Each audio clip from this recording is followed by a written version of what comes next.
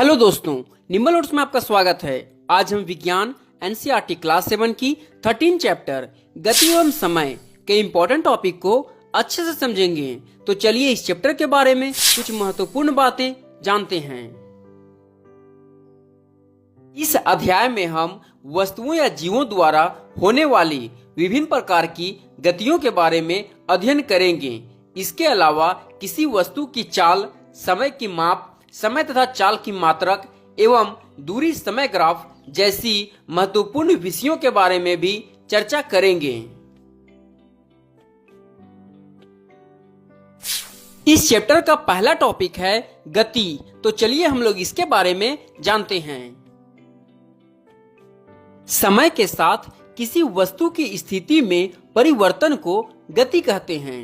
इस अध्याय में हम मुख्यतः 3 प्रकार की गतियों के बारे में अध्ययन करेंगे: सरल रेखीय गति, वर्तुल गति एवं आवर्ती गति।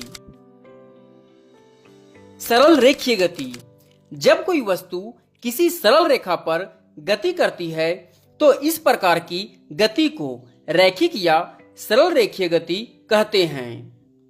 जैसे सीधी सड़क पर किसी वाहन की गति। वर्तुल गति: जब कोई वस्तु किसी वृत्ताकार पथ पर गति करती है तो इस प्रकार की गति को वर्तुल या वृत्ताकार गति कहते हैं। जैसे चलती साइकिल के पैडल की गति। आवर्ती गति: जब कोई वस्तु किसी निश्चित समय अंतराल के बाद अपनी गति को दोहराती है तो इस प्रकार की गति को आवर्ती गति कहते हैं। जैसे घड़ी के लोलक की गति। हमारा अगला टॉपिक है चाल। तो चलिए हम लोग इसके बारे में जानते हैं। किसी वस्तु द्वारा एकांक समय में तय की गई दूरी को हम उस वस्तु की चाल कहते हैं। चाल से हमें पता चलता है कि कौन सी वस्तु तेज अथवा धीरे चल रही है। चाल बराबर किसी वस्तु द्वारा कुल तय की गई दूरी भागा कुल लिया गया समय होता है।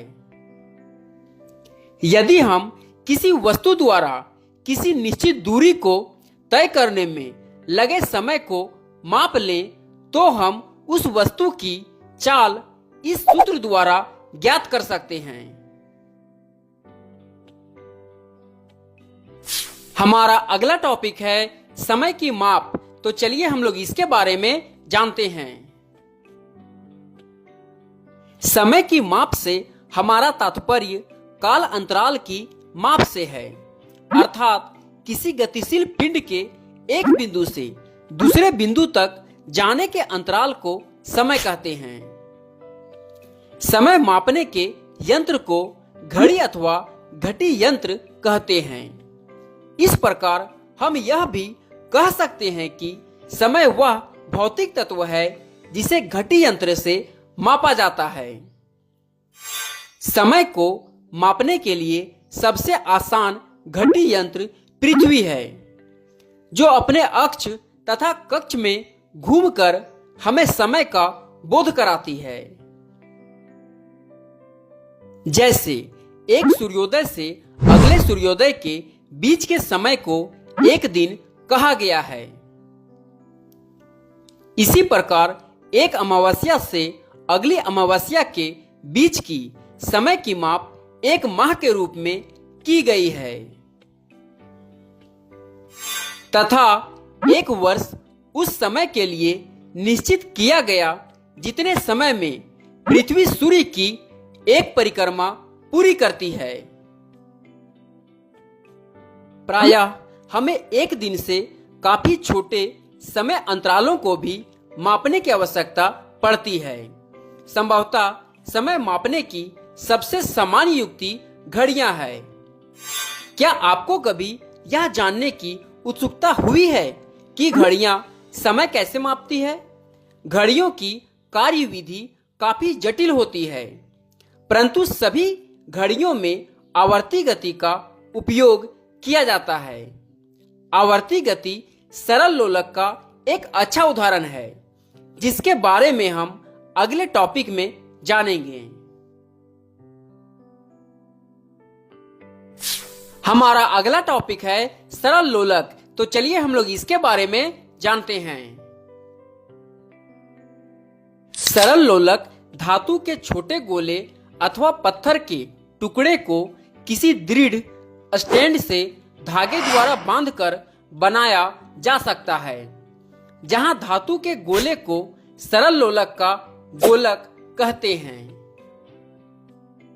जब लोलक के गोले को धीरे से एक ओर ले जाकर मुक्त करते हैं तो यह इधर उधर गति करना आरंभ कर देता है। सरल लोलक की यह गति आवर्ती अथवा दोलन गति का एक उदाहरण है। जब लोलक का गोलक अपनी मध्य स्थिति O से आरंभ करके A तक, फिर A से B एवं B से वापस O पर आता है तो यह कहा जाता है कि लोलक ने एक दोलन पूरा कर लिया है।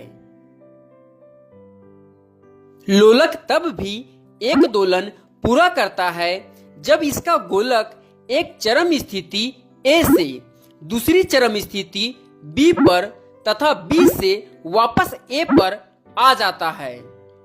सरल लोलक एक दोलन पूरा करने में जितना समय लगाता है उसे सरल लोलक का आवर्तकाल कहते हैं। जैसे मान लीजिए 20 दोलन पूरा करने में लोलक को 42 सेकेंड लगता है, तब समय को दोलन से भाग करने पर लगा समय 2.1 सेकेंड है, अर्थात लोलक का आवर्तकाल 2.1 सेकेंड प्राप्त होता है। हमारा अगला टॉपिक है समय तथा चाल के मात्रक, तो चलिए हम लोग इसके बारे में जानते हैं। समय का मूल मात्रक सेकेंड है, जिसका प्रतीक S है। समय के बड़े मात्रक मिनट तथा घंटा है। आप पहले ही जानते हैं कि ये मात्रक किस प्रकार एक दूसरे से संबंधित है। चूंकि चाल बराबर दूरी बटा समय है, अतः चाल का मूल मात्रक मीटर प्रति सेकेंड है। वास्तव में इसे अन्य मात्रकों जैसे मीटर प्रति मिनट अथवा किलोमीटर प्रति घंटा में भी व्यक्त किया जा सकता है। हमें यह भी याद रखना चाहिए कि सभी मात्रकों के प्रतीकों को एक वचन में लिखा जाता है। हमारा अगला टॉपिक है चाल मापन, तो चलिए हम लोग इसके बारे में जानते हैं। जैसा कि हम देख चुके हैं, यदि किसी वस्तु द्वारा किसी निश्चित दूरी को तय करने में लगे समय को माप लें तो हम उस वस्तु की चाल इस सूत्र के द्वारा ज्ञात कर सकते हैं।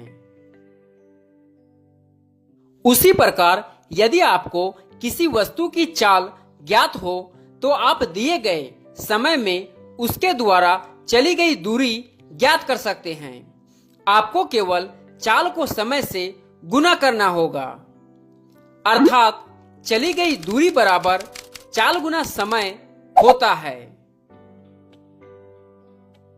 आप यह भी ज्ञात कर सकते हैं कि दी गई चाल से चलने वाली कोई वस्तु किसी दूरी को कितने समय में तय करेगी, अर्थात लिया गया समय बराबर दूरी बटा चाल होता है। आपने स्कूटर अथवा मोटरसाइकिलों पर एक मीटर लगा हुआ देखा होगा। ध्यान दीजिए, इनमें से किसी एक मीटर के कोने पर किलोमीटर प्रति घंटा लिखा है। इसे चाल मापी या स्पीडोमीटर कहते हैं, जिससे सीधे ही किलोमीटर प्रति घंटे में चाल ज्ञात हो जाती है। इसमें एक अन्य मीटर भी होता है जो वाहन द्वारा तय की गई दूरी को मापता है। इस मीटर को पथमापी या ओडोमीटर कहते हैं। ओके दोस्तों, इस चैप्टर के इम्पोर्टेंट टॉपिक को आप एक बार फिर से देख लें ताकि आपको पता चले कि आपने इस चैप्टर में कौन कौन से टॉपिक को समझा है।